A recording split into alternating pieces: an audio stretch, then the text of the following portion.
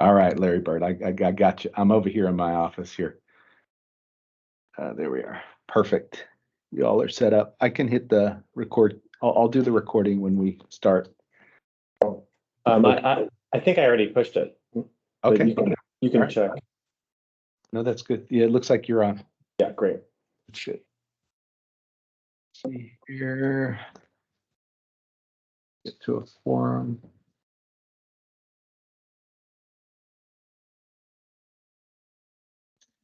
At Hank.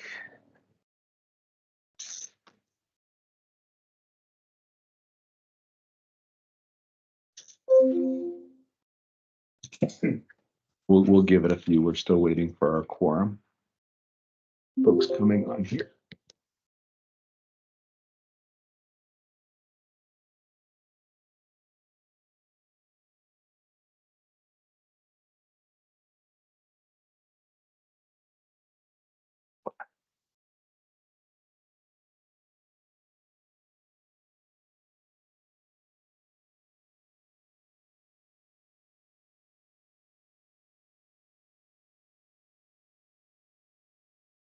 Hello, sorry I'm late.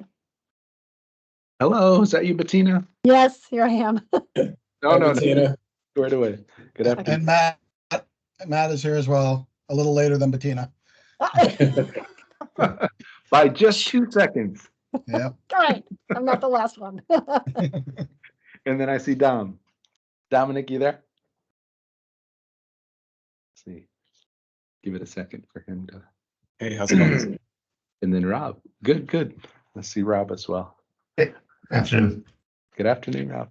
All right, so we have a quorum. Let me just go through the announcements, and then we've already started recording the meeting. Thank you for that, Larry. Okay, so if folks want to come in any future time, just let us know. We're happy to host in-person quasi meetings, in-person online, so hybrid meetings. So happy to do that. We can see everybody who's on. Just feel free to mute your microphone so we don't catch the background noise. Feel free to use the chat box. Ariel and myself will monitor that. We are recording the meeting. No need to state your name. We can see everybody who's on the meeting. Okay, so let's go to the next slide. And Larry, if you can work the slides, that would be great. Go one more, and Hank, it's all yours. Great, thank you, Brian. So I'll call this a meeting of the Deployment Subcommittee to order on February 21st. Thank you all for joining, and happy first meeting of the year. So we'll start off the agenda with seeing if there are any public comments. Please either raise your virtual hand, your physical hand, and we'll try and see it, or just start speaking if you can come off mute. I'll give that about 20 seconds to see if anybody takes us up.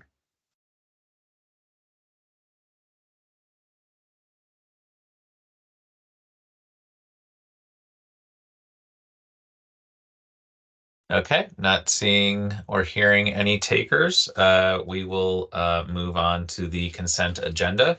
There is only one item on the consent agenda for resolution approval, and that is the meeting minutes from our last meeting, our last regular meeting, which was on December 15th. Do I have a motion to approve the meeting minutes of December 15th? So moved, Matt. Second. All in favor? Aye. Any opposed or abstentions? Great, thank you very much. So the other agenda item that we have to discuss is regarding resolution number 2 with a investment programs update and recommendations. And I'll turn it over to Bert and Larry for that. Thank you, Hank. Good afternoon, members of the Deployment Committee. So what we're bringing forward today, and Larry will lead us through this, is an initial discussion about an expansion of our existing open RFP program called Capital Solutions. This is where we, on an ongoing and rolling basis, receive proposals to the Green Bank for funding. Again, Larry will go a little bit more into that in detail in a moment. But we have the opportunity of really 10xing our access to capital under one of the Title 17 programs of the U.S. Department of Energy through their Loan Programs Office, and in particular the portion that speaks to state energy financing institutions, which the Green Bank has been so designated by LPO. So without further ado, I'll hand it over to Larry, and he can walk us through our request this time. Thanks. Thank you, Bert, and thank you for having me to speak about the Open RFP expansion. The Open RFP, or also as we call it, the Capital Solutions Program, has been operational since July of 2020 when it was approved. We receive proposals on a rolling basis. I describe the Capital Solutions Program as a program that where other financing proposals or projects wouldn't fit into our existing programmatic options like CPACE. So it casts a wide net and allows us to be, as this last bullet point suggests, market responsive. So we are able to respond to the needs of the market as opposed to setting things up ahead of time. So we render responses, we offer guidance, and we have the budget available to finance those projects. And we do have a really quick turnaround time, and it's very interactive with the folks that apply to the program. And this is the existing Capital Solutions Program, which we aren't suggesting is going to go anywhere, but rather be expanded. So to date, we have designed the program to accelerate the impact of the Green Bank, which it has. Not only we'll get to our two existing flagship investments, but in general, it really allows the Green Bank to participate in investments, companies, projects, developments that if we didn't have this open RFP program, we wouldn't be able to participate. We wouldn't. It really allows us to know what's happening in a much more expansive way than if we didn't have this available to such a broad amount of companies. Since July of 2020, we've received about a dozen, and I love this word, serious inquiries, but we also have received a lot of other inquiries that weren't even close to a fit for us for various reasons. But you know, it's still great for us to have that market knowledge of what's going on in the market. So even the ones that aren't really a fit for us, it's still great for us to be involved in the energy community. With that said, we've had two very successful investments that have really aligned with our mission and allowed us to make a very significant impact in Connecticut in clean energy with Posigen and Butterfly, two of our notable flagship Capital Solutions investments. And as you can see, they're both very different structures, very different investments, and that's really the bread and butter of the Capital Solutions Program. It isn't programmatic. It is what the needs of the market are. Before you go on, I just want to say describe the difference between a serious and a non-serious transaction. Yeah, a number of developers will approach us, but they're very, very thinly capitalized. They've never done a transaction like they're proposing before. It's with an unproven technology. They're looking more for venture capital support. But really, these would be transactions that I would suggest, even if they're venture transactions, wouldn't even be considered like by Connecticut Innovations and their team. You know, I would just call, to use a non-investment term, I'll call that, it's just a flaky transaction. So we have to deal with all comers through an RFP window. But the dozen that have come through have been, you know, reasonably well thought out, but maybe not ready because of various reasons. Inappropriate match of capital needs. Yeah, and maybe they're really looking, it's a great idea, but they're looking for more development capital or venture capital, in which case we will refer them over to Connecticut Innovations or other sources. So this is just wanted to give a little bit of a flavor for how we're managing the portal, which ended up in these two transactions, Posigen and Butterfly. And there were some questions in the. I think I saw Skyview, and I didn't actually see the whole question, but I'll just make an educated guess that question was the distinction between Skyview and this. Skyview is not through the Capital Solutions Program; it's through the Solar Loan Program. That was where we recently voted to have a $50 million facility. So the third-party ownership solar loan commercial is a separate group of investments. Does that answer the question from? Yeah. Thank you. Yeah, just curious. Okay. And there's recently been a change which allows for state energy financing institutions, SEFI projects, to be eligible with Title 17 through the DOE loan, the Department of Engineering Loan Programs Office. And then Connecticut Green Bank was one of the first SEFIs to be recognized. So, and it's a small group of organizations that have this distinction. And we'll get into the impact of that distinction.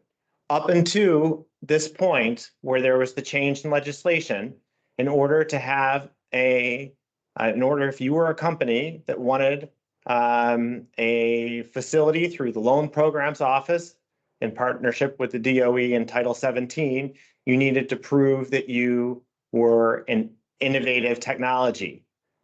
So innovative technology has a lot of obstacles involved in that.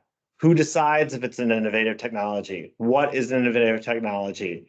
And probably the biggest one from my point of view is, how long does that take?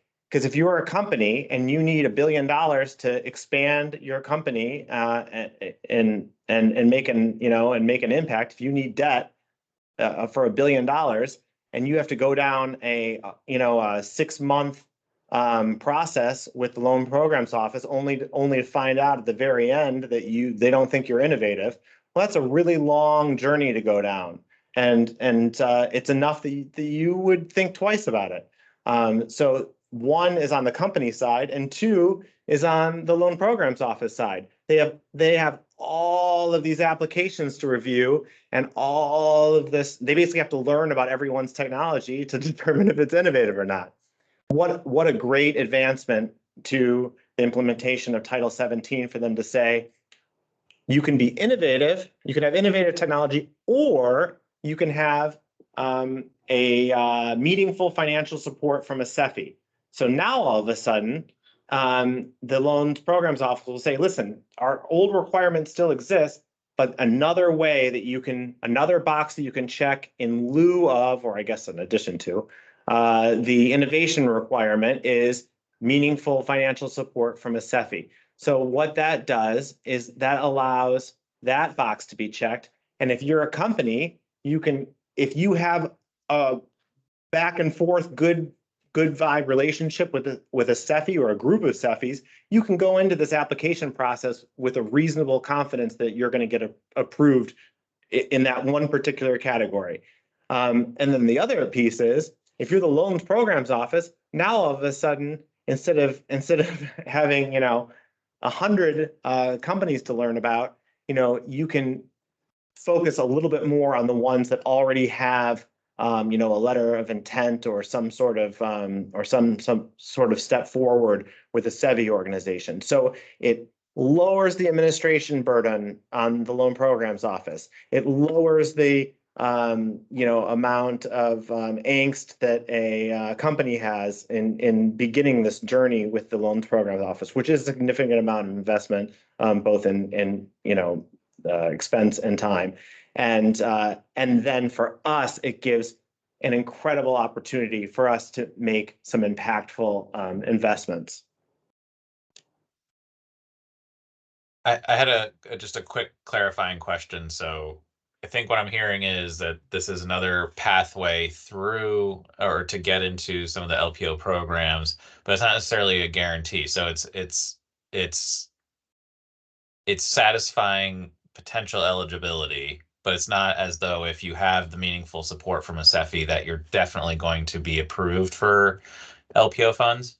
That's absolutely right. So Okay. This slide shows another criteria. So one of the criteria that you needed before was innovative technology, and this just satisfies that requirement. In lieu of innovative technology, you can now be SEFI instead. And you said it absolutely right, that this does not guarantee if the Connecticut Green Bank is on board for $5 million, that does not mean that you're getting an LPO loan. It just means that that criteria is met. So the other, for example, is that you must meet one of these categories. So you can't just say, yeah, well, this isn't something the loan programs office and DOE is interested in, but Connecticut Green Bank liked it, so you're going to have to like it too. No, that's not the case. It's just that one criteria. So these are all the technologies that can go through this Title 17 Department of Energy process. And that's also interesting because just like I said, that the loan programs office isn't going to necessarily approve you, we're not necessarily going to approve you either, because there's things on this list that the loan programs office is willing to fund, but the Connecticut Green Bank isn't. So, and that's really sort of what brings us here today, is that we are proposing an expanded application process from the Connecticut Green Bank side, so that we're able to make this, we're able to incentivize people to apply through us and make it a more streamlined process. So this is a list of the technologies that the Loan Programs Office is willing to finance through Title 17 that we can participate in if we choose. Can I ask a question? I'm sorry. Yeah. No, this is great. What is pollution control equipment? What does that entail? I mean, this is the Loan Programs Office list. If I had to guess, I would say that's like the equipment that you put on a factory that scrubs the emissions from a factory, so that it lowers the amount of pollutants into the atmosphere. Of air stuff. Right. It doesn't have anything to do with like waste to energy, I'm guessing. I don't. That's not how I would interpret that. But unless it had to deal with the emissions from a stack as a result of that incineration process. Okay. But we're not required to approve any of these. If we only wanted to do renewable energy systems, we don't. We like other categories too. But if we only wanted to do that, well, that would be the only one that we would finance. So this is the Loan Programs Office list. It might be, just looking at the list now and thinking about our clean energy and environmental infrastructure definitions, it might be that we go through this and say yes, no, and have a board sense of the yes, nos on these, because there's some gray area, I think, on here. And I think ultimately when we have the SEFI investment open RFP, we'd want to signal to our policy definitions, and of the LPO ones that we see, these are the ones we think that are relevant to that, just to signal the market. But yeah, there are a few on here that are somewhat gray, just looking at it now. That's a great idea, Brian. I think that would provide a lot of clarity to the market as well. Not waste their time. Yeah. That's great. I can we can take a first stab at that, at comparing the I'm sure there's some really detailed document somewhere that explains all of this, and I know that we have it on the Green Bank side, so I can compare the two and see which is which.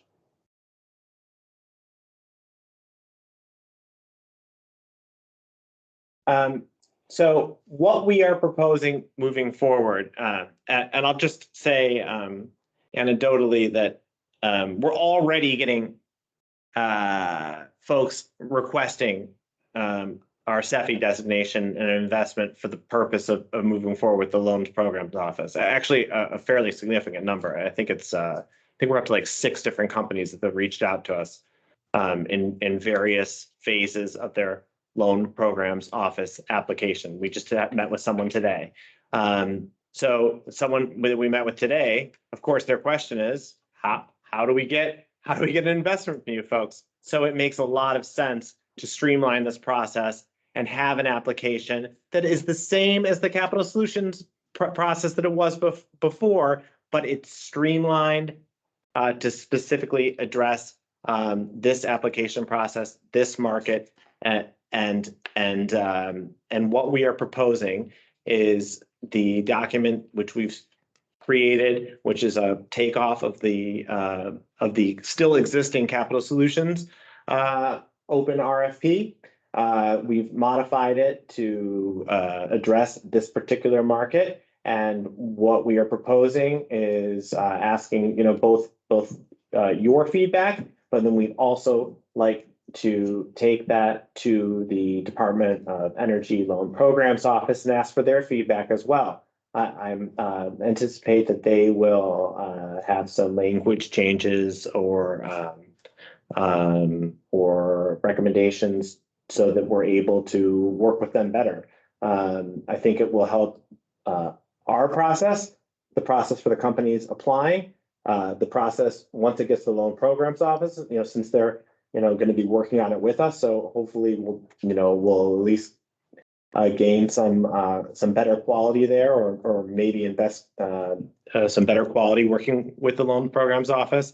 But it will also help from kind of like a publicity, public relations standpoint, that we have a specific document.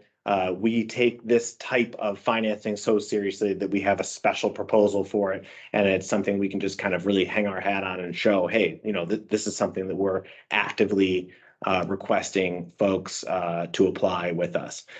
So the request from the deployment committee today is to allow us to gain both your feedback on this new document and the programs office, and come back and ask for approval of the final version from the board of directors.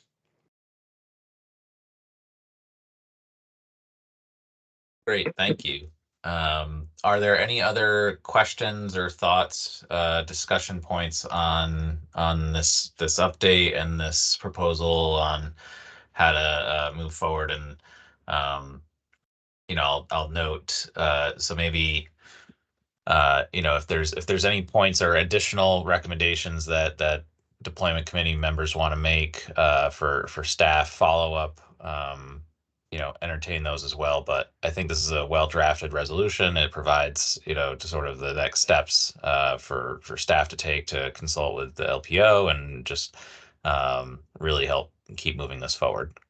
So any other questions or discussion points that folks wanted to raise? This is Lonnie. Just quickly, is there any way to kind of test drive this in sort of a small offline way, just to give everybody a feel for how it's being received when, the process begins to go out there and everybody's interacting with the various entities? Well, we won't put the new document out live until until the DOE signs off on it and the board signs off on it. So until the new document is live, the old one's still there. So someone could still apply through our existing capital solutions program for CEFI. It just isn't as as good of a document as this new one for that. So it's what we have now is okay, but I think what we are developing now will be better. So we have something now until we get this approved, and so I think this is the best of both worlds by doing it in this way. I mean, I guess I'm just looking for feedback. Or what kind of feedback are you getting when you kind of throw it out there with various folks? Or are you not throwing it out there? Yeah, you're the first folks to see this document, but if you're talking about the actual, just conversationally with dealing with the folks you deal with, how about if we did this? Just looking, would that interest you? Just kind of get a little bit of a feel for it. Yeah, we'll to that point, Madam Chair, we will be taking this document, for instance, and informally showing it to two of the applicants that are moving through our process right now, Posigen as well as Butterfly. We've been working with them for a few years now and have really a good collaborative relationship. We would just ask them to give us their views on the process. If it kind of syncs up with their expectations as they've moved through our process, and how they would see perhaps some improvement in our flow in our process. So that's great. I think that'd be really be helpful for all of us to just kind of hear that. Okay. That's I can do that. Okay. The other thing too, just building off of Lonnie's thoughts here, is we've been getting a lot of interest from the DOE in us being more promoting of the CEFI, and we felt it was important that we, one, ground ourselves in our comprehensive plan and the policies of the state of Connecticut, and then two, have processes that allow us to then stand up on something to then have a microphone out saying we're ready for business. So maybe in that start communication, Lonnie Bird, I'm thinking like, April timeframe when we're ready to be more public, with this open RFI, where we just communicate out. We may even have an investment at that time that has gone through this cycle where we could stand up on it and say, okay, we've done this.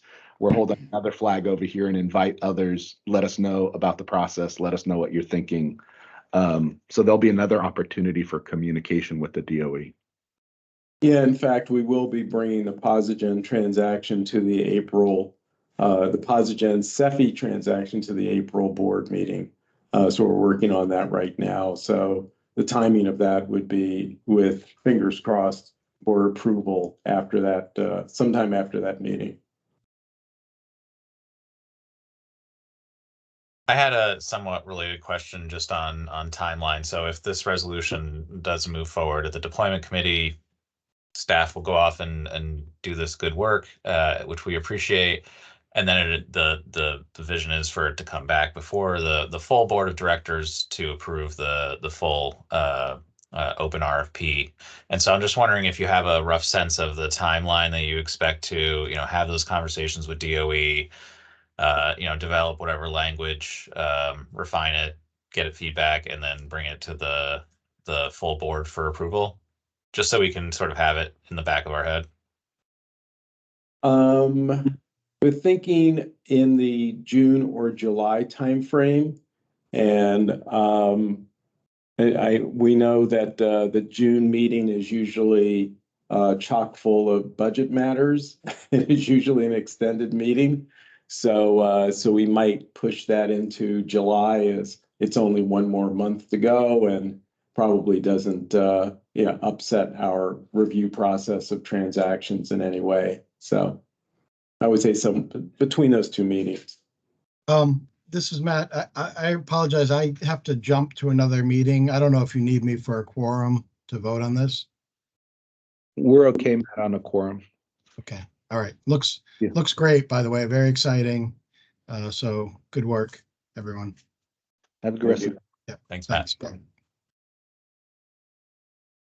The other point I would bring out is my comment on the gray area. If you just go back to 2 slides, Larry, One was in the furthest right-hand column in the middle there, production facilities for the manufacture of fuel-efficient vehicles or vehicle parts, right? So we don't do those types of investments, but our agency partners do, like Connecticut Innovations, like DECD, right, with some of their investments. So Rob, we had a conversation last week with Advanced CT to understand, how we continue to work to advance each other's respective missions.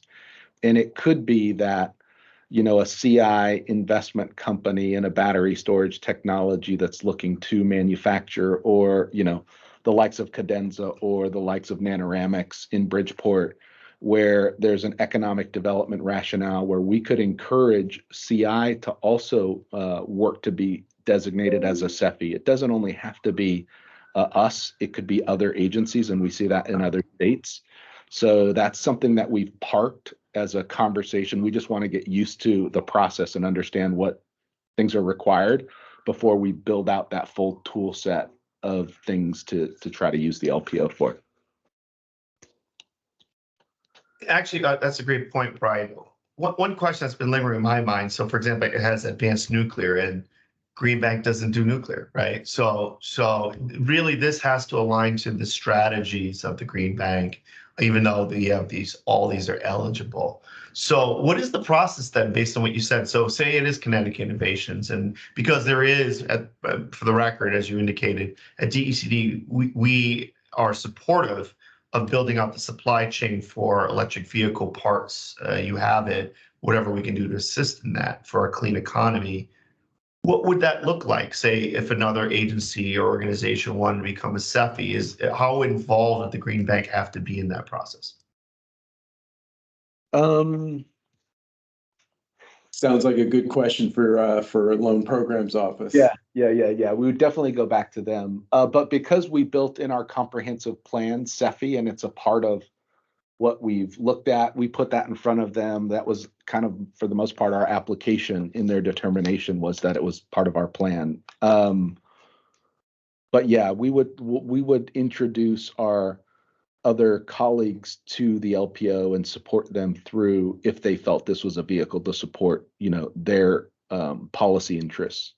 But in terms of this table, I think what we're going to want to do is say, we're defined by statute in terms of clean energy, environmental infrastructure. These are the things that we can do that are consistent with this table. If it's not consistent with the table, then it's blacked out. It's like we can't do it. But there may be other agencies that can do it, is what I'm suggesting on the gray area with that one.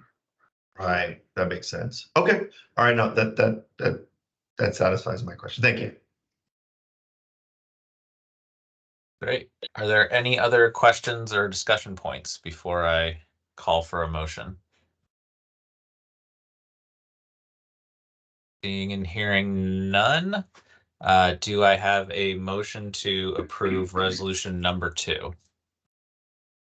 I motion. Is there a second? Bettina, I'll second. All right, great. All in favor? Aye. Aye. Aye. Any opposed? Aye. Any opposed or abstentions? All right. Hearing none, the resolution passes. And I do believe we still have some time. So I will ask the members of the committee or staff if they have any other business to address.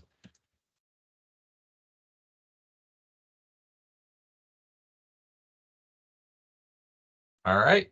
Well, hearing and seeing none, happy to entertain a motion to adjourn 26 minutes early. Motion. Second? Second. So I'll second. All in favor? Aye. Aye. Aye. All right. Well, thank you. That was a nice quick one. Have a great Thank you, rest. Don. Thanks, everybody. Well done. Yeah, Thank you. great job. Bye-bye. Bye.